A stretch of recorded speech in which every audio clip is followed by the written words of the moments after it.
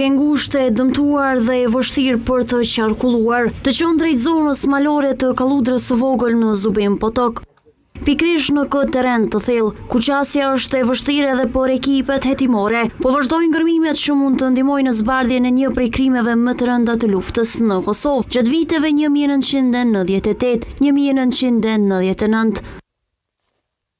Në këto hapësira gjatë gërmimeve të së martës janë gjetur mbetje mortore të disa trupave njerëzor, kurse të mërkurën në të njëjtën zonë, njësitet e specializuara të Institutit të Mjekësisë Ligjore, në koordinim me Prokurorinë Speciale, kanë vazhduar hetimet për zbardhjen e rastit. Dyshimet fillestare janë se mbetjet mund të përkasin grupit të 23 intelektualëve shqiptar të zhdukur gjatë periudhës së bombardimeve në luftën e Kosovës.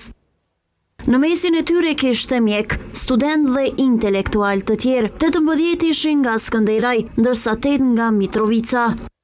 Sipas burimeve të Kanal 10, 5 prej tyre kishin arritur të shpëtonin, ndërsa pjesëtarët tjerë të grupit, të cilët ishin nisur në drejtim të Malit të Zi, dyshohet se u ekzekutuan në fshatin drejt të Zubin Potokut, e më pas u varosën në fshatin Kalludër e vogël. Për të parë gërmimet nga afër ishte edhe ministra në detyre e drejtësisë Donika Gërvalla. Ajo ka deklaruar se edhe 27 vjet pas qlirimit të Kosovës, çështja e personave të pagjetur vazhdon të mbetet një nga plagët më të mëdha të shoqërisë. Kemi më shumë se 1500 familje, të cilat çdo ditë rrinë me kokën nga dera në pritje që dikush t'ju sjell lajmin që të paktën janë gjetë familjarët e tyre. Këtu gjithçka është duke u bërë profesionalisht, të gjitha njësitë e përfshira në punë janë duke bërë punën e tyre dhe shpresojmë që të së shpejtit kemi rezultate sa më të sakta. Përveç Gërvallës, në vençarje ka dalë edhe kryetari i komunës së Skënderaj Samil Ushtaku, i cili tha se gjetja e të zhdukurve ka rëndësi të madhe për familjet e tyre dhe për të gjithë Kosovën, duke theksuar se për familjarët është e rëndësishme që të kenë mundësi të vendosin lule pranë varrezave të dashurve të tyre. Që përpos falënderimit dhe ngushëllimit për familje, sot në ditë, sa është e vështirë e rrollë, është në ditë, sidomos për familje, është në ditë shqipimi, sepse në fundit ka mundësi në shku me aqit në tufe, lule, në manë vorët të tyre.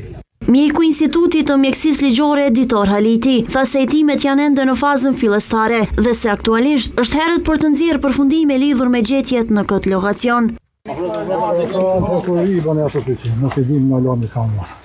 Kryetaria e shoqatës së familjarëve të personave të zhdukur në Mitrovic, Gjyl Haziri, kritikoi vendimin e komisionit qeveritar, duke thënë se familjarët duhej të ishin informuar paraprakisht. Qysh familjarët ndihen, tash të bëhet ADN-ja, çfarë veç menduhet çfarë kiameti kanë familjarët. Deri del ADN-ja përputhen që ta ADN me të kujtjen që ta trupa. Lajmi dhëm shumë për familjarët, për neve, për gjithë, po pak e fula dhe ma heret se u dasht më informu shoqatat ma heret.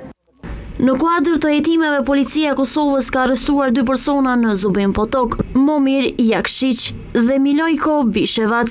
Ata po hetohen në ndyshimin për përfshirje në vrasje dhe fshehjen e trupave të shqiptarëve të njohur si grupi intelektualëve të Mitrovicës.